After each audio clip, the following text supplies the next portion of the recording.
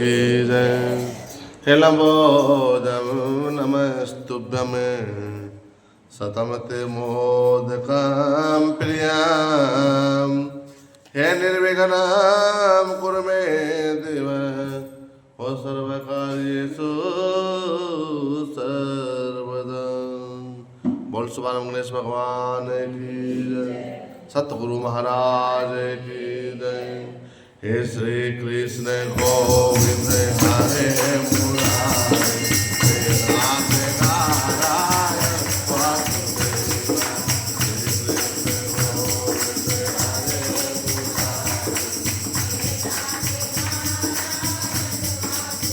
मुरारी। विश्वनाथ स्वामी सखा हमारे, विश्वनाथ स्वामी सखा हमारे,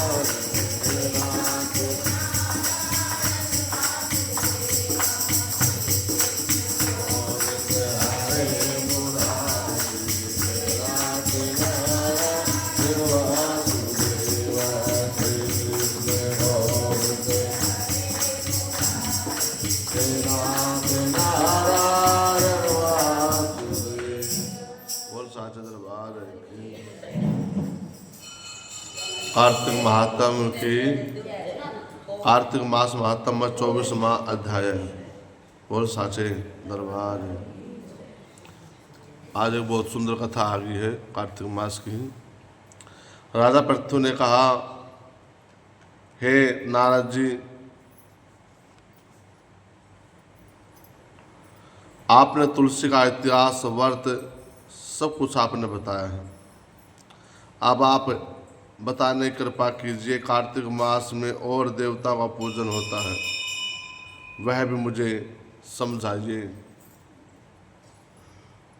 नारद जी बोले, पहले समय में पर्वत के निकट कत्रीपुर में एक धर्मात्मा देवदत्त नाम का ब्राह्मण रहता था। वह भगवान के सब व्रत करता था, 8 पैर की पूजा करता और भक्ति में तल्लीन रहता था। एक दिन कार्तिक मास में वह एक पहर शेष रहने पर जागरण के लिए भगवान विष्णु के मंदिर में गया और हर सामग्री लेकर के पूजा करने के लिए मार्ग में एक भयंकर राक्षसी को देखा, जिसके बड़े बड़े दांत, लपलपाते जीभ, बड़े बड़े लाल नेत्र, नगन शरीर, मांस रहित उस भयंकर राक्षसी को देख करके जो धर्मदत्त नाम का जो ब्राह्मण था वो है कांपने लगा। बोले विष्णु भगवान ने। और कुछ उपाय न देख करके उसने पूजा की सामग्री और थाली का जो लोटा था ना, वो राक्षसी के ऊपर दे मारा और भगवान विष्णु के जो मंत्र का 12 अक्षर मंत्र का जाप करता है, ओम नमो भगवते वासुदेवाय। हर सामग्री, जल का लोटा जिसमें तुलसी दल पड़ा हुआ था, जो है उसको लगा, उसके जन्म जन्मांतर के जो पाप थे वे नष्ट हो गए। बोलो विष्णु भगवान। इसलिए कहते हैं सदैव अच्छा संग करना चाहिए। अच्छा संग करने से ना कोई अच्छी बात प्राप्त होती है, और बुरी संगति करने से ना चाहते हुए भी बुरी संगति आ जाती है। वो कहते हैं ना, खरबूजा खरबूजे को देख करके रंग पलटता है। अपना पूर्व जन्म भी उसको याद आ गया।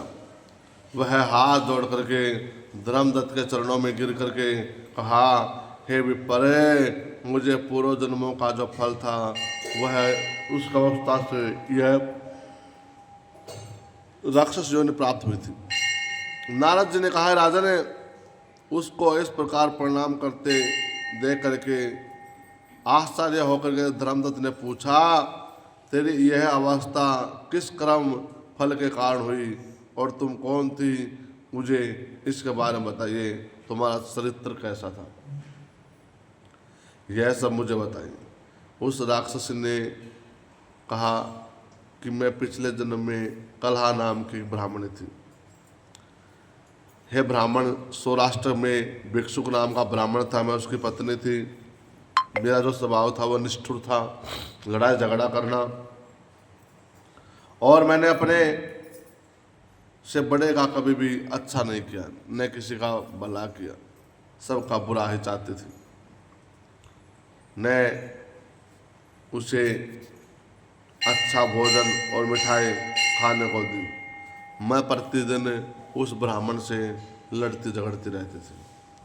मुझे इस प्रकार लड़ाका दे करके वह नित्य प्रतिक्रिया के कारण तंग आकर के मेरे पति ने दूसरा विवाह करने का निश्चय कर लिया।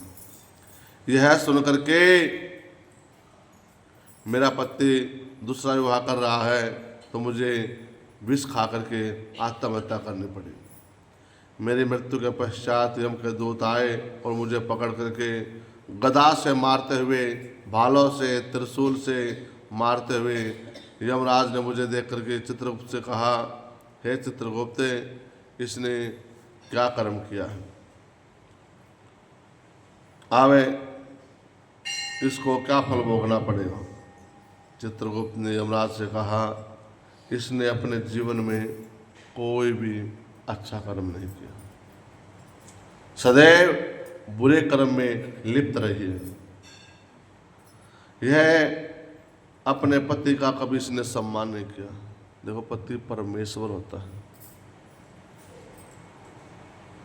क्योंकि शास्त्रों में लिखित बात है, जो औरत है ना, औरत को कभी गुरु नहीं बनाना चाहिए, उसका गुरु उसका पति ही होता है। शास्त्रों में लिखित बात है जो मैं बोल रहा हूँ, ये अपने दौरे से नहीं बोल रहा मैं। उसका जो पति होता है वो इसका स्वामी, गुरु, वो सब कुछ वही होता है। और अन्य वाले गुरु बनाना चाहते तो ओनली शिव को बना सकते न, किसी को नहीं, क्योंकि जगत गुरु शंकर भगवान ही है। बोल साचे दरबार की। तब उसने कहा, इसने अपने पति का सम्मान नहीं किया, प्रतिदिन उसको यह बुरा भोजन देती थी। इसलिए अब इसको विष्ठा खाने वाली शुक्र बना दो, क्योंकि यह अकेली ही भोजन करती थी, इसलिए यह अपने बच्चों के साथ खाने वाली बिल्ली हो। इसने चूंकि अपने पति को क्रोध में आकर के आत्मघात किया था, इसलिए यह प्रेत योनि में ही जाएगी। उसने कहा, सुअर नहीं ना बिल्ली, इसको प्रेत योनि में छोड़ दो, भटकती रहेगी। आप इसे यमदूतों द्वारा ऐसे स्थान पर भेजना जहाँ कुछ भी ना मिले, तो उसको मरु प्रदेश में भेज दे, जहाँ पहाड़ी पहाड़ है, रेत ही रेत है। वहाँ बहुत दिनों तक प्रेत योनि में रह करके यह पापिनी तीनों योनियों में चंडाल योनि भोगने लगी। हे विपर, मैं 500 वर्ष से प्रेत योनि में हूँ, भूख प्यास से नीचे भटकती रहती हूँ। मैं एक वेश्या के शरीर में प्रवेश होकर के उसके शरीर द्वारा मैं कृष्णा वेणी के संगम में आ पहुँची हूँ। वेश्या के शरीर से मुझे भगवान शंकर और विष्णु के दूतों ने बाहर निकाल दिया। देखो, आपने कभी देखा है ये जो ऐसे करती हैं, जिसमें माता आती है, चौकी आती है, कुछ भी आता है, वो 70% तो प्रेत योनियाँ ही होती हैं। वो अपनी मुक्ति के लिए शरीर में प्रवेश करते हैं, दूसरे के शरीर में। जैसे उस वैश्य के शरीर में वो घुसी है ना, अपनी मुक्ति के लिए। ऐसे ही जब कोई भी संकट किसी घर में आता ना, कूदता है, कोई बोलता नहीं है, वो परेशान करता है, तो वो अपनी मुक्ति के लिए उसके शरीर में प्रवेश करता है। फिर इंसान क्या करेगा, कहीं ना कहीं भगत पंडित जी के पास जाए, कहीं ना कहीं भगत के पास जाए, किसी के माध्यम हो जाएगा। और उसके माध्यम से फिर उसको मुक्ति मिल जाती है, कोई ना कोई कर्म करवाते हैं। ऐसे ही जब उसके शरीर में उसने प्रवेश किया तो शंकर भगवान के दूतों ने उसको बाहर निकाल दिया। तब मुझे आप दिखाई दिए, जो ही आपका जो तुलसी का लोटा जल और जो आपने जाप करते करते मेरे ऊपर जो छिड़का है, डाला है, मारा है, इससे मेरे सब पाप नष्ट हो गए। हे द्विजोत्तम, आप मुझे बतलाइए कि आगे होने वाली तीनों योनियों में प्रेत जैसे मुक्ति किस प्रकार मिलेगी। धर्मदत्त कला की बात को सुन करके पिछले कर्मों और वर्तमान अवस्था को देख करके बड़ा दुखी हुआ और उसका चित्त पिघल गया और उसने दुखित भाव से कहा, श्री कृष्ण गोविंद हरे मुरारी, हे नाथ नारायण वासुदेव, श्री कृष्ण गोविंद हरे मुरारी,